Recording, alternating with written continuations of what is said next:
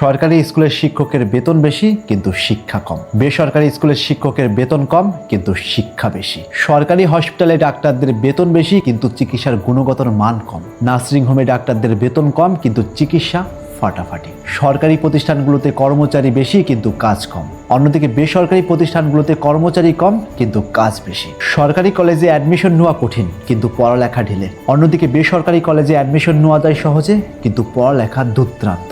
সরকারি প্রতিষ্ঠানগুলোতে চাকরি পেলে প্রচুর টাকাও পাওয়া যায়, সঙ্গে সঙ্গে প্রচুর রেস্ট করার জন্য সময়ও পাওয়া যায়। অন্যদিকে বেসরকারি প্রতিষ্ঠানগুলোতে বেতনও কম আর কাজের চাপে ঘুমানোরও সময় পাওয়া যায় না।